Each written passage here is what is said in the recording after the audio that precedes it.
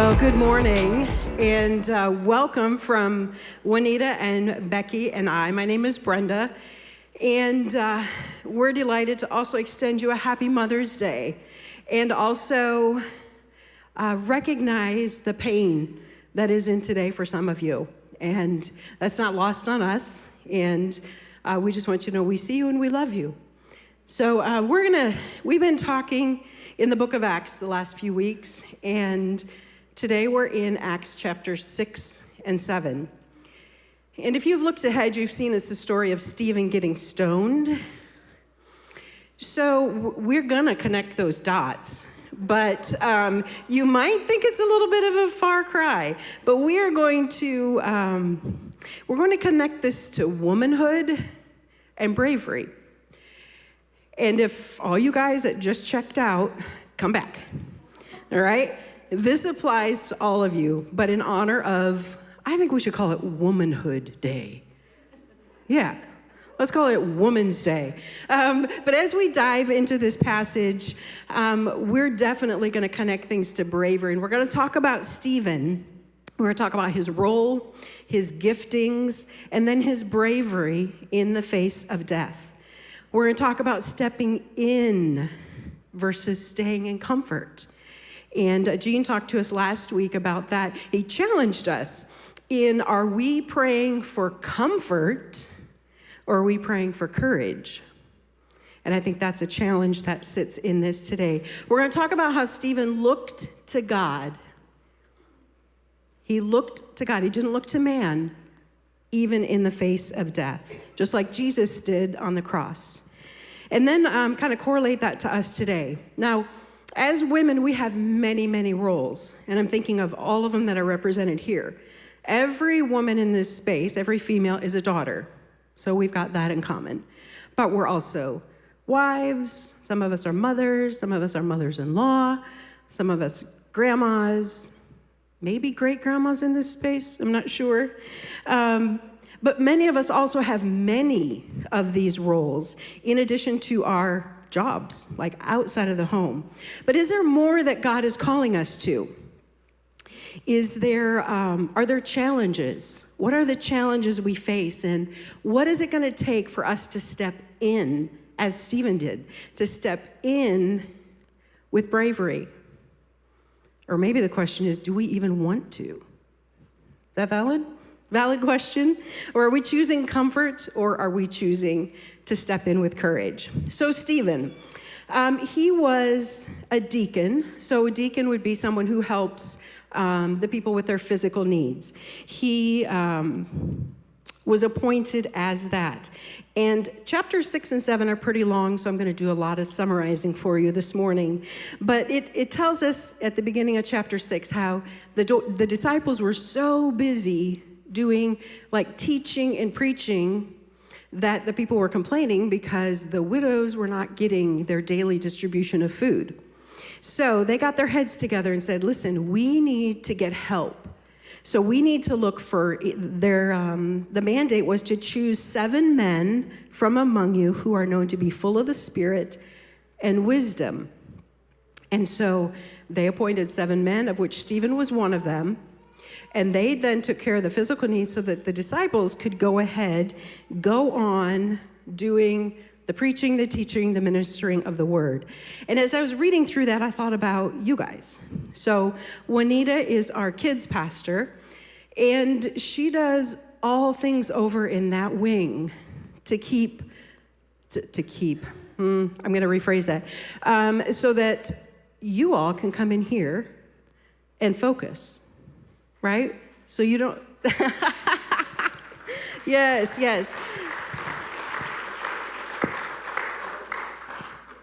Now, it's also not just a daycare. That's right. Waneta, she got to speak to that. Discipleship, it's not child care. That's right. Say it again. It's discipleship. We disciple the children. We want them to know Jesus, just like you're being discipled in here. That's right. So she has a team around her that helps facilitate that during this time. And Becki here is our worship director. So, she's responsible for what we just experienced. And she puts a lot of Yeah, you were. Come on, girl. Yes. She puts a lot of intentionality in just the experience that we have in this part of the way that we connect to God. And many of you connect to God through worship. And so that is part of her role. And so it takes these pieces and then the teaching of the word as well for us to do this mandate, right, of taking the word, of teaching the word. So I don't know, I thought that was just a pretty beautiful picture, but I also wanted to note that, you know, in Stephen's role as a deacon, like it didn't stop him from using his bravery and from using his wisdom in other ways. I want to read in Acts chapter 6, verses 8 and 10.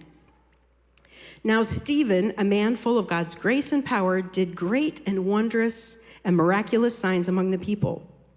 See, this power by which the disciples and Stephen were healing and teaching, it wasn't received very well. And so they started kind of, they began to argue with Stephen. But verse 10, they could not stand up against his wisdom or the spirit by which he spoke. Stephen, he carried this mental load. I thought it was really interesting that when the disciples looked for these deacons, they were looking for people that were full of wisdom. They weren't just looking for someone who could do the job. Like there was more to it. They wanted to activate their gifts. But Stephen carried this mental load of being full of God's grace and energy, full of wisdom. But it wasn't received well, so they began speaking lies about him. As we three were preparing for this, we talked about how we, as women, and this is gender generalization here, but okay, because men, right? They, at least in our relationship, Gene was very much like, he had that mental load of providing for the family, making sure, I mean, that was kind of his priority. And then for me, it's keeping, all of the schedules, right? Who needed to be where, when, what are we having for dinner, you know, keeping the schedule straight and all of that. So we have different kind of mental loads and burdens. But I wonder, Becki, if you could speak to this a little bit about like how this plays out for you in the things that you care for or maybe carry. How do we do this? How do we do this well? You don't have all day, but No, I don't. Well, I want to speak a little bit to. There's a note in here that Stephen was full of God's grace and energy, but perhaps the role that he was in didn't seem to match that energy and wisdom. Like if his job was just to take care of people, which hilarious, just because people are very difficult to take care of.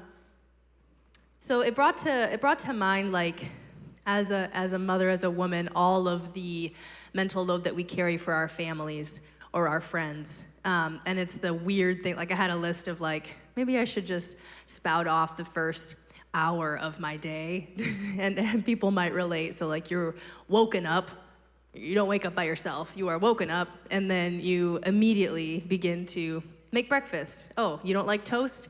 Great. Cereal? No, you hate milk. Great. You liked milk yesterday, but you don't like, right? So there's that whole moment of like the endless patience it feels like it takes as a mom to see your kids, but also hold the tension of like bringing discipline and structure. And so that's what I thought of. It's the mental load also of what I would say being everyone's world in your life. Taking care of it all, right? Remembering the school parties, the class birthdays, knowing that my daughter likes yellow, not pink, when people buy her presents, right? Knowing when to give a hug, knowing when to discipline, knowing when your husband just needs to talk and download, and when he wants advice, right? So that's kind of the mental load I'm I'm thinking of when it comes to that. And we kind of talked about how, with all of that, what does it look like to care for our families while also allowing ourselves to be cared for? I don't think women are very good at that. I don't know, maybe it's just me. But allowing other people to take care of us, allowing ourselves to receive the same love that we put out, and then also asking for help when we need it instead of assuming people should just know. That's me. I'm like, We can ask for help. yeah, it's crazy. I know. We could ask for help instead of being like,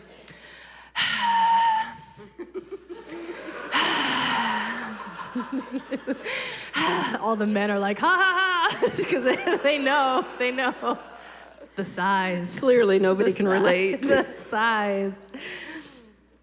Yeah, I don't know. That's kind of what I would say. I'm not sure if you want anything else from me there, but. Waneta, anything you would add to that whole mental load and burden? The thing I could think to add was the difference between caring about your family and actually carrying the load. Family, work, everything, like Becki said, women, we tend to think it's our responsibility to make it all be okay. And I think sometimes putting that outcome or the expectation of what we think the outcome is into God's hands and understand that he really ultimately is the one who decides those outcomes. We do what's ours to do, but he has the final say. And I think sometimes that can free us up to be who he wants us to be in pretty much any situation we're in, work, home, job, friends, whatever it is. Yeah, whatever role we play, right? He says his yoke is easy and his burden is light. But sometimes we strain a little bit in that yoke, don't we? Yeah. So as you were talking, Becki, about all the things, all the choices really that you have, right? Of the colors, the food, the discipline. I know you mentioned discipline, and I thought, it does take a lot of bravery to, specifically for you, to parent in the way that you think Ari needs to be parented and should be parented. And so we kind of segue into, back into Stephen here, into his bravery. And he, he has all this false testimony against him because they don't know what else to do with him, right? So, okay, let's make up some lies. And chapter 7, if I were to give it a heading, I would call it The Rant. Because I kind of feel like that's what Stephen does here. And I'm just going to summarize it for you again, because it's like almost 60 verses long. But he recounts Israel's history. And he reminds them of how God called Abraham, how he led the descendants and rescued them from Egypt through Moses. He points out Israel's pattern of rebellion, how they constantly rejected God's messengers, disobeyed the law, and even turned to idols. Then he connects it to the present. And he accuses the leaders of continuing this same pattern so far as betraying and killing Jesus. Like, Stephen is super bold here and brave. I think a little crazy almost, right? But he chooses courage. He chooses to step in even when it wasn't safe. I mean, he is in front of the Sanhedrin. He is in front of the council and the judges. But he spoke truth in spite of that. And he resisted fear and resisted people-pleasing. And I think that's another thing that, is kind of easy to do, that whole people-pleasing thing. And in 2025, we don't have people literally threatening our lives for talking about Jesus, for walking out our calling, helping others know this way of Jesus. We don't have it like Stephen and Peter and John, but we do face opposition. And this opposition can, become fear, anxiety, worry, self-doubt. Stephen was literally stoned. And when I think about 2025, I think, I feel stones sometimes from other people. They look not like physical stones, but they look like hurtful words, maybe misrepresentation of my character and who I am. Maybe those stones are lies about me. Maybe those stones are conflict. So as we look at being brave in the season we're in, I just wonder if you could speak to that a little bit too. And maybe it's a season you're in, maybe it's a season that you've come through. But what did or what does the opposition look like to you? Like, what are maybe those stones? And then also to speak about did anyone come alongside you, kind of like Stephen and the other deacons did for the disciples?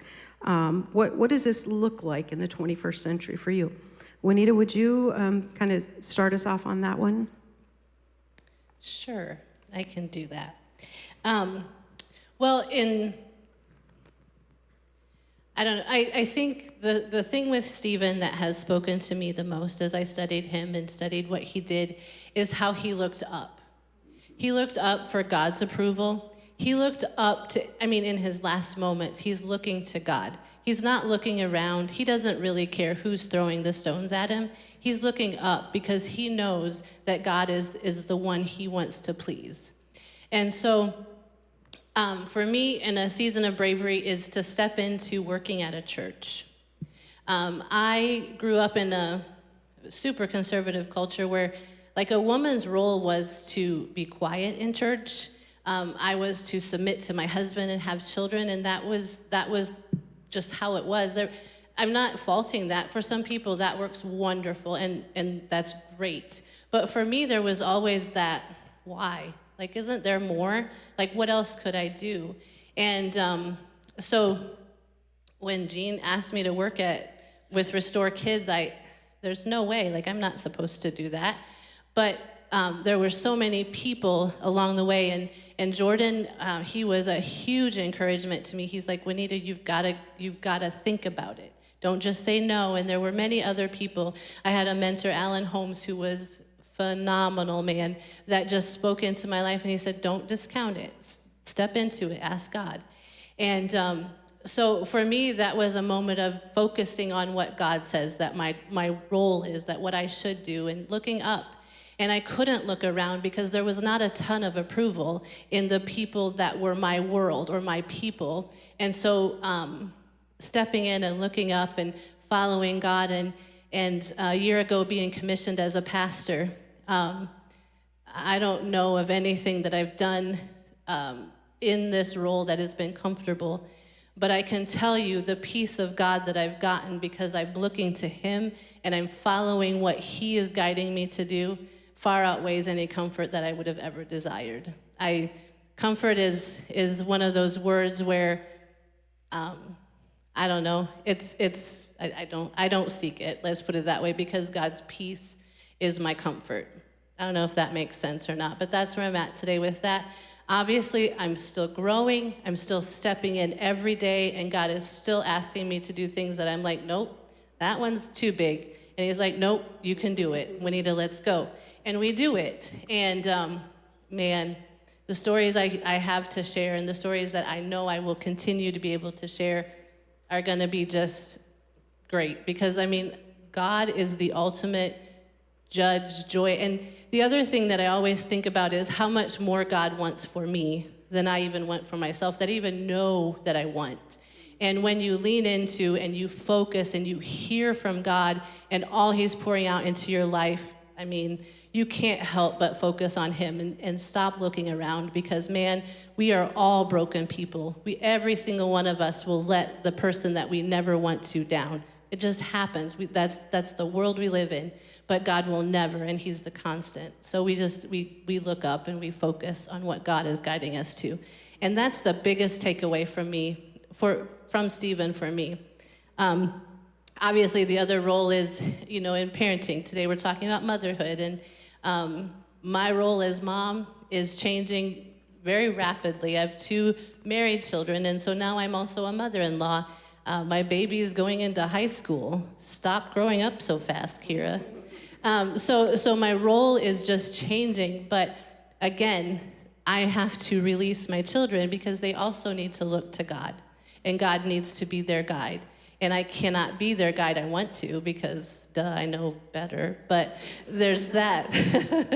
But there's just a whole different role. And so to just keep stepping in on the days I would rather just crawl back in a hole. But you gotta keep stepping in because God has such a beautiful story that he's writing, and we can't even imagine it. We just really can't.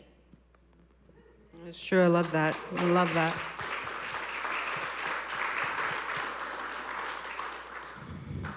That's it. Church is done. That was great. Oh, we want to hear about your story, Becki. Come on. Oh my gosh, that Come was on. so good, Waneta. Thank you. Forgive me, I'm just making sure I look at my notes.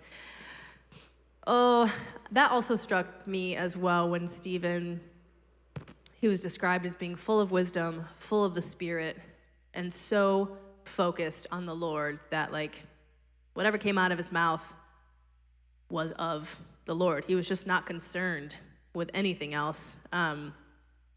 So in regards to being bravery, I mean, my goodness, where do I start? Something, I'll talk about therapy, because why not? That's something that I started probably 2-ish years ago. And for me, the bravery in that, I remember praying before my first session and freaking out because I was like, well, this is it. Everything in my life is gonna change. I'll probably get divorced. I'll probably not have this. I'll probably move out of my house. God, I don't know, everything will be revealed. I'll probably get all, like I was just so, like everything's gonna change. Everything's gonna be different. It's gonna be terrible. And I wanna be clear, like it is terrible, but not in all of the ways that I thought. Because therapy is, if you're doing it right, it's really debilitating in some ways. Because the work is just holding all of these things and examining them and figuring out where to put them in your life, or to put them over here, put them over here. And so that, I mean, the gamut has been run between like the family systems I've been raised in, or the church hurt I've experienced, or who I am as a wife and as a mother and as a friend, or the need that I have to prove myself, or to make sure that I'm pleasing everybody, because that's how I secure belonging, and belonging is the most important thing that any of us have. Just some light topics there, so light work. So that is difficult, but I think the bravery for me I want to talk about especially is, you know, when you do therapy work or you go through seasons of healing, I thought that I was just going to heal in isolation for a long time. Like, cool, it'll just be me and my safe family, and we'll get to decide a lot of things, and I will experience God in my backyard, and that will be great. And that's it. That's it for the rest of the time. And that's awesome. Thank you so much. Like, I've healed. I've done it. Yay. But stepping back into a ministry role and in a church community has been the next layer of healing, because it's one thing to heal over here, and it's a whole nother thing to step back into previous roles, even if it's a healthy system, even if the people are wonderful and it's so healing, it's still debilitating in its own way. I don't know if that makes sense to any of you. So the bravery there is continuing that work even when it feels difficult and your body remembers things from years ago, and you want to believe people are different, but that's not always true. It has been true, but that's been mine. And then I think the other thing I want to talk about is like parenting. My daughter's 4. I know a lot of people are in the similar like parenting stage I am, where it's like under 5 and you're just like continually drowning and then surviving and then drowning again and then surviving.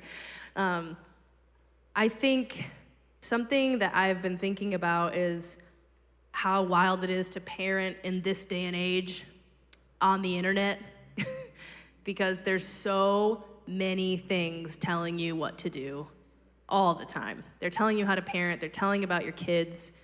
Oh, your kids should be eating asparagus when they're 3. And I'm like, my kid only likes Dino Nuggets from Target.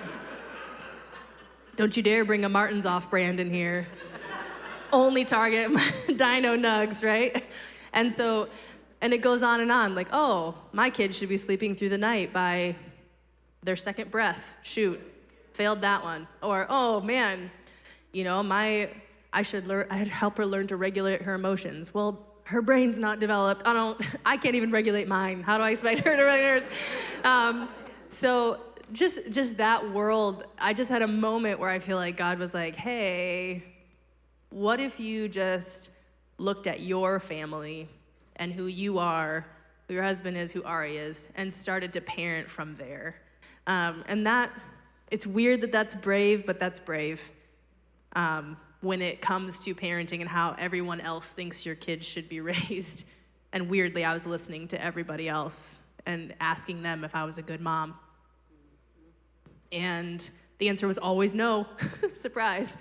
Wasn't doing enough, all of that. And so just choosing different metrics in parenting. And on the flip side, I was talking to my husband about how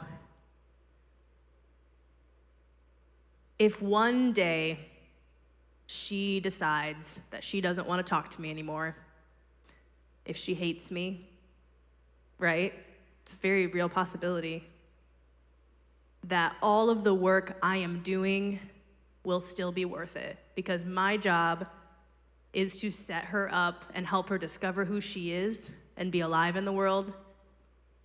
I want her to come back to us when she's in her 20s and like us, but that cannot be my end goal. Right? My end goal is to raise this girl into a woman and help her live in the world and help her know the Lord and help her trust herself. So that was just kind of a very interesting switch for me, because I really want my toddler's approval. I don't know, you guys. I'm like, am I fun? No? Okay, cool. So that's been a very, it feels very brave. I think the parents in the room can relate. Choosing to parent for your kid's best interest, not for yours. So. Yeah, it's way more comfortable if they just like everything that we say and do everything we say. Yeah. It never happens. For me, I'll just speak a little bit to conflict and the bravery that it takes in conflict. And for me, it's way safer to shut down. I'll just shut down inside myself. We're not going to talk about it. I'm not going to step in because that is risky. If I step in, that's pretty vulnerable. And I just open myself, expose myself, put myself there for just pain. So the other thing that I'm doing better at this, but I'm let's go past tense, a really great bricklayer when it came to walls around my heart. And I'm trying not to do that anymore, but that is definitely that first instinct of like, okay, you don't approve of me, you don't whatever, insert, or we're having conflict, so I'm just gonna put those walls up because that's safe, which is also more comfortable. Doesn't take much courage to do that. So don't put up the walls. Step in, and I think that's a space that takes a lot of bravery for me, is to step into conflict, to just, again, we want people to like us, right? We don't like conflict. It's hard.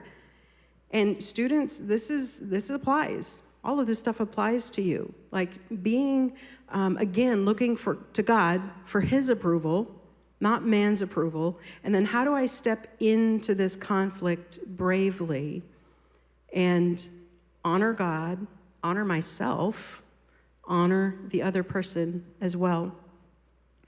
So Stephen's bravery, he finishes this chapter and we read, I don't recommend this. He says, you stiff-necked people, you're just like your fathers. Now, those of you that are married, I don't recommend you're just like your mother. Someone just used that on me lately.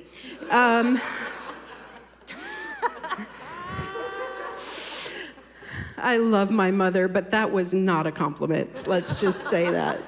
And in verse 59, he kind of seals the deal on his death when he, calls them this stiff-necked thing. But this is what I want us to see. While they were stoning him, Stephen prayed, "Lord Jesus, receive my spirit." Then he fell on his knees and cried out,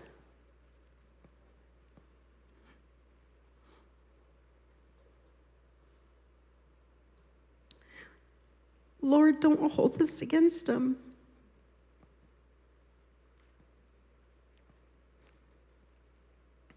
And we're just coming through Easter Sunday, and I think that rings pretty parallel to what Jesus said, right?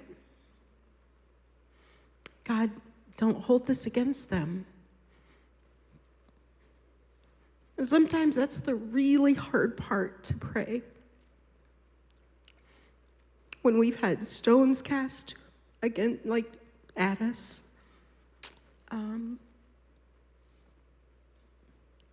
When those words hurt. It's really hard to say those words. So I just want us to see, I just think even in that, there was just an incredible amount of bravery.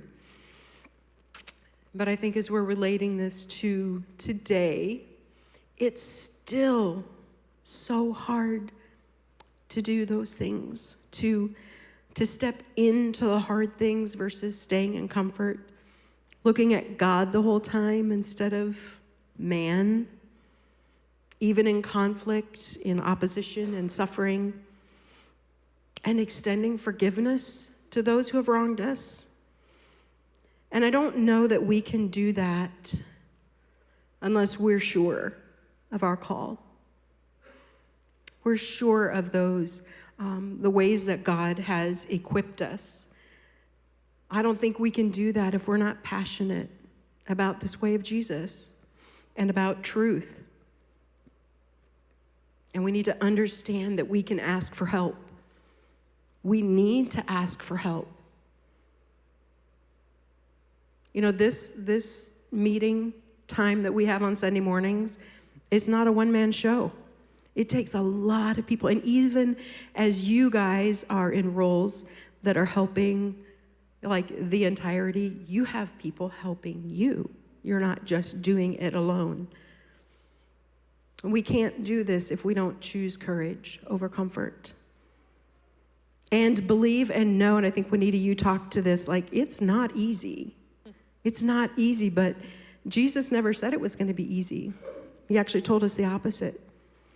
So I wonder today, what is it that you need, maybe a step you need to take to step in bravery, to face opposition, insecurity, challenges, fear, whatever that might be for you, whatever it is that would take you out of safe and to activate bravery.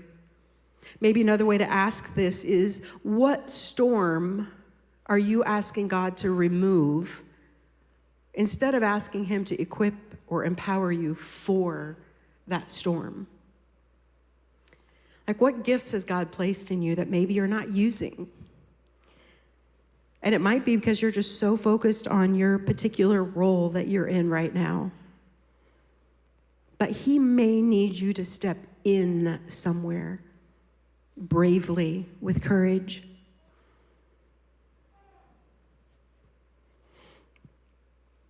Who can come alongside you? Maybe to help with some of the tasks. Some of those tasks that might take your focus, much like the disciples, the tasks of the people's physical needs was kind of being neglected because their focus was on the teaching. So maybe who's someone that can come alongside you to help you take care of some of those tasks, get rid of maybe some of the tasks that take your focus. And no, you cannot get rid of your kids. That's not what I'm talking about. Will you stand with me?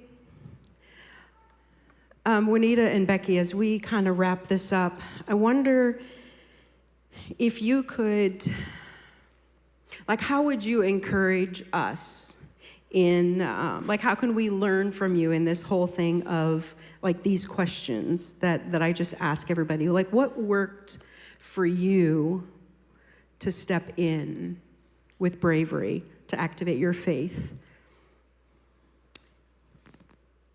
I think the fear of not stepping in, the fear of what would I miss that God was wanting me to do, was probably the biggest thing that made me not stop, that continues to make me not stop. Because there's so much. There's such a big world beyond northern Indiana, and I know that we're called to make an impact. And I don't not want to be a part of that. You're not moving, right? Well, no, but like, maybe. I don't You're know. open. I see have it. no Okay. plans to move. How about you, Becki? Oh, there's so many ways I could answer that question. But something that has kept coming to mind as you were talking, I was reading an author recently talking about, in her book, Learning to be Brave, she talks about the bravery of staying. And she realized this when she was on a backpacking trip to Europe with 2 young toddlers. And all she wanted to do was leave and go backpack and reclaim a life that she once knew, an identity she once knew before her kids. And for me, obviously we're not staying in like abusive situations. I want to make sure we talk about that. That's not what this means. Staying here talks about the very necessary formation that happens when we choose to stay in places that are uncomfortable, that require more of us than we really want to give, or that we feel our people are deserving to have. But to stay and to trust that God will work and move us and others and our families to stay. That's really been sticking with me. And I think the temptation these days, if things are bad or hard, we just peace out, cut it off, we don't need it anymore. But what about the discomfort? Does the Spirit want to teach us? Stephen stayed while he was being stoned, while he did his ministry. He stayed. And maybe that's all I'll say, because I'm still thinking about it myself. I don't know what it fully means, but I know that it's something that I'm being taught. The value of staying and what can happen when we choose to do so. Stay in bravery in the process, right? Life is a process. One process after the next, and then we die. It's just, it is life. It is life. So if you're thinking this morning like, oh, when am I ever going to learn so that I don't have to have another, thing that teaches me? Because all of our brave steps that take us into these unknowns where we learn and we grow, I just thought at one day I would arrive and I'd have it all figured out. And that's just not how it is. So continue stepping in with bravery and just know that God is there. He's actually there before you get there. And he will be with you. He will walk with you. His presence is always with you. So as we go into this time of prayer, I just want to encourage you. Waneta and Becki and I are actually going to be up front here today with the prayer team. And we would love to pray with you. If you have a specific thing that maybe resonated as they were talking, or anything at all, if you're a mom in the thick of it and you just need some encouragement this morning, or anything at all, we'll have a guy up here too that can pray with the guys that need prayer this morning. But let's just go to the Father, and I just want to encourage you to listen to what he wants to say to you. God, we thank you for this moment, for this time. for your words that that came through this story of Stephen this morning.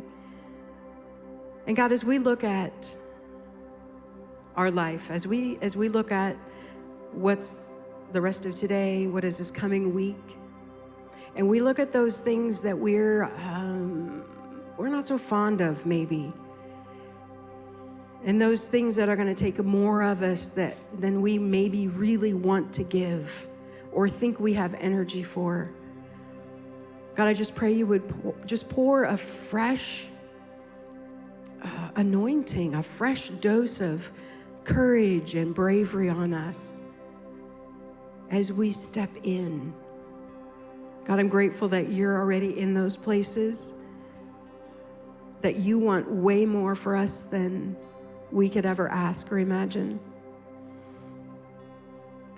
And God, for my friends in this space this morning that are in a storm,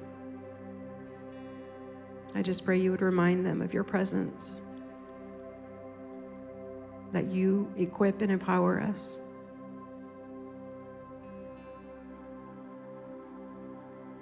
God, we thank you for the way that you use us, the way that you continue to be patient with us as we grow, as we use our gifts, and as we honor you with our lives. We praise you and we give you glory. Amen.